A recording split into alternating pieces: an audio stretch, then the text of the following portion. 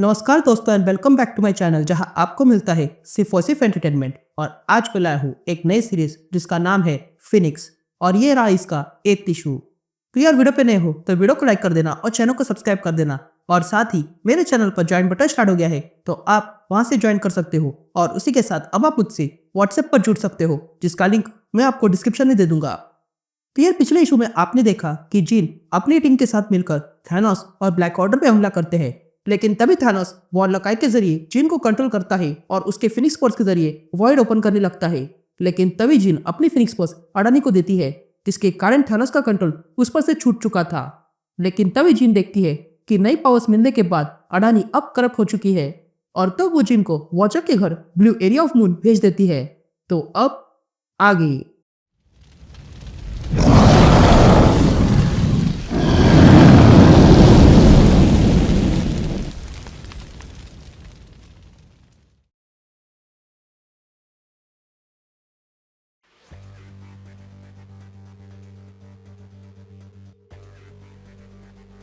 All right gang, तो issue की शुरुआत में हम जीन को देखते हैं जो अपने प्लेन में बैठी हुई थी। तभी हमें जीन की आवाज सुनाई देती है जो कहती है, पिछली बार मैं जब स्पेस शटल के कंट्रोल में फंसी थी तब मुझे लगा था कि ये मेरा अंत है, लेकिन फिर भी मेरा ध्यान कार्गो पे था। लेकिन इस बार मैं इससे सीख गई हूँ, ये मेरा अंत नहीं बल्कि शुरुआत है। ये कहते ही जीन उस प्लेन को उड़ा कर ले जाने लगती है। तभी हमें डार्क फिनिक्स की आवाज सुनाई देती है जो कहती है कि शुरुआत जैसा कुछ नहीं होता। जब ये कॉस्मोस भी नहीं था तब हम अंधेरे में चिंगारी की तरह थे, यूनिवर्स का मैनिफेस्टेशन जो लाइफ पनप रहा था। ये सारी लाइफ हमसे ही बनी है और हम में ही जाएंगी। हम ही लाइफ साइकिल है क्योंकि हम फिनिक्स है। या हम जीन को देखते हैं जो ब्लू एरिया ऑफ मून आ चुकी थी। तभी हमें जीन की आवाज सुनाई देती है जो कहती है, हम थैनोस का सामना कर रहे थे, उसके पास वॉरलॉक आई की पावर थी जो मेरी पावर से टकराई जिसके कारण एक वॉइड बन गया जो यूनिवर्स को खत्म कर सकता था। इसलिए मैंने अपनी पावर्स अडानी को दे दी, लेकिन अब वो फ्रैक्चर हो चुकी है। तभी जीन से मिलने वहां पर कोई आता है जो कोई और नहीं बल्कि बीस्ट था। तभी बीस्ट जीन से कहता है, मैंने एवेंजर्स फाइल से ये जगह पहचानी, इस जगह को ब्लू एरिया ऑफ मून कहते हैं। तभी जीन बीस्ट को वहां देखकर चौंक जाती है, लेकिन तभी वहां पर किसी और को भी देखकर वो चौंक गई थी क्योंकि वहां पर अब Cyclops, Wolverine, storm, Colossus, Nightcrawler और आर्कएंजल आ चुके थे। तभी साइक्लॉप्स जीन से कहता है, मैंने तुझे कहा था हम तैयार है। लेकिन तभी साइक्लॉप्स पे जबरदस्त हमला हो जाता है और तब सारे म्यूटेंट्स देखते हैं कि वहां पर अब डार्क फिनिक्स आ चुकी थी।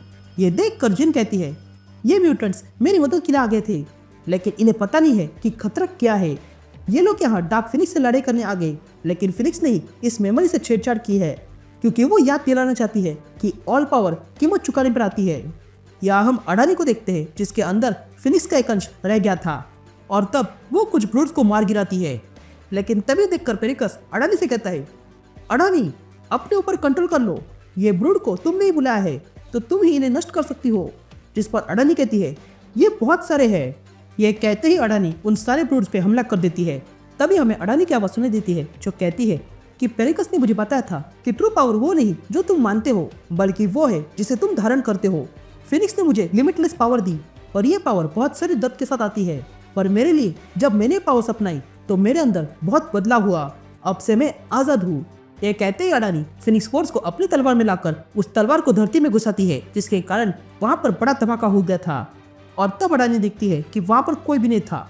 ये देखकर वो हैरान थी, लेकिन तभी पेरिकस वहां आता है और अडानी से कहता है, ये ब्रूड इसलिए आए क्योंकि तुमने मेरी बात सुनी नहीं। अगर फिनिक्स की मेमोरी अब भी तुम्हारे अंदर है तो तुम ब्रूड से भी बहुत बुरी चीज बना सकती हो। जिस पर अडानी कहती है, मैंने वही किया जो तुमने कहा था, पर यह अब भी काम नहीं कर रहा है। जिस पर पेरिकस कहता है, तुमने उसे फिनिक्स वापस नहीं देनी चाहिए थी, अब देखो तुम्हारे पास बस उसका एक अंश रह गया है। जिस पर अडानी कहती है, नहीं मैंने उसे लेने नहीं दिया, मैंने उसका फिनिक्स पकड़ के रखा था। पर यह कहते ही अडानी पेरिकस पर जबरदस्त हमला करती है और कहती है, मुझे माफ करना, मैं ये नहीं करना चाहती हूँ। जिस पर पेरिकस उठते हुए कहता है, यही तुम्हारा इमोशन है, मैं तुम्हें कब से कह रहा हूँ गलत चीज़ों पर फोकस करो, पर तुम्हें तो अपने इमोशंस पे फोकस करना होगा अडानी। जिस पर अडानी कहती है, ऐसा करने से क्या होगा, तुम्हारा घर वो शैडो रेलिम वापस आ जाएगा। यह सुनते ही पेरिकस को गुस्सा आता है और वो अडानी से कहता है, अगर तुम्हें भी गुस्सा आ रहा है तो ये लो। यह कहते ही पेरिकस अडानी पर जोरदार हमला करता है, लेकिन तभी अडानी अपने अंदर जो बची हुई फिनिक्स फोर्स थी उसे यूज करके पेरिकस का वार ब्लॉक करती है। यहाँ दूसरी तरफ हम रॉकेट और नोवा को देखते हैं जो फिनिक्स को ढूंढ रहे थे। तभी उन्हें फिनिक्स पोज दिखा देती है जिसमें बदलाव हो रहे थे। यहाँ हम एक्समैन को देखते हैं जो डार्क फिनिक्स से लड़ाई करने की तैयारी करते हैं।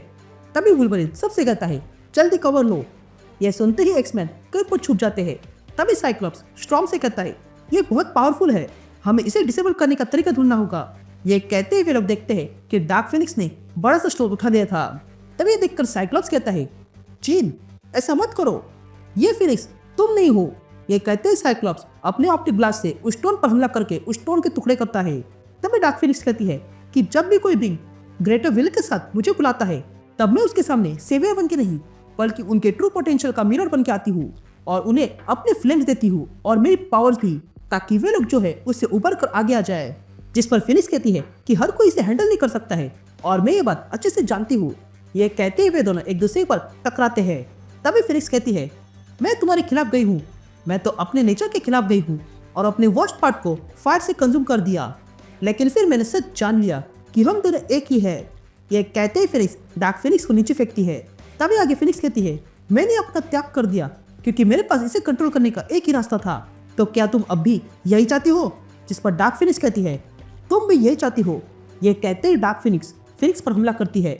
तभी देखकर फिनिक्स कहती है जब मैं डार्क फिनिक्स बन गई थी तब मैं उस पावर को समझ नहीं पाई, मेरे अंदर क्या है ये भी नहीं, और इसलिए मुझे उसे डर लगा और फिर मैं बन गई डार्क फिनिक्स, किंतु अब मैं इसे बैलेंस करना सीख गई हूँ। जिस पर डार्क फिनिक्स पूछती है क्या तुमने पीस ढूंढ लिया?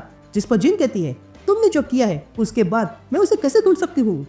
जिस पर डार्क फिनिक्स कहती है देखो तुम कितना स्वयं को रिडीम करने के लिए तरस रही हो, पर तुम जानती हो कि रिडेम्पशन जैसी कोई चीज नहीं होती। जिस पर फिनिक्स कहती है हाँ मैं जानती हूँ और मुझे कोई पीस और रिडेम्पशन नहीं चाहिए। लेकिन तभी वहां पर एक्समैन आते हैं और तब स्टॉर्म जिन से पूछती है कि अगर ऐसा है तो तुम हीरो कैसे बन सकती हो? जिस पर जिन कहती है मैंने बहुत प्रयास किए ताकि मैं अपने पास से बाहर आ जाऊं, पर मेरा अतीत मेरा पीछा कभी नहीं छोड़ेगा और मुझे अब भी उन सारे मरे हुए लोगों की आवाज़ सुनाई देती है। जिस पर स्टॉर्म कहती है तुम कभी भी अपने पास से बाहर नहीं आ सकती हो जिन। जिस पर जिन कहती है ये बात मिटाने की नहीं बल्कि एक साथ होने की है। यह कहते ही जिन डार्क फिनिक्स की ओर बढ़ती है। यहाँ पेरिकस अडानी पर हमला करता है लेकिन अडानी उसे उठाकर दूर फेंकती है और कहती है प्लीज इसे रोको, लेकिन तभी पेरिकस अडानी को ऊपर उठाता है। यह देखकर अडानी कहती है ये काम नहीं कर रहा है, लेकिन तभी पेरिकस के आसपास एक बवंडर बन जाता है और तब अडानी दिखती है कि वहां पर अब पेरिकस के डार्क गॉड्स आ चुके थे। ये देखकर वो चौंक गई थी।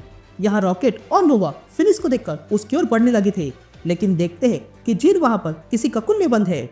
ये देखकर वो उस ककुन के समीप आते हैं, लेकिन तभी उस ककुन को तोड़कर जीन बिल्कुल नए रूप में बाहर आ जाती है और कहती है कि जो कोई भी कॉस्मिक बैलेंस को हानि पहुंचाएगा मैं उसे कभी नहीं छोड़ूंगी।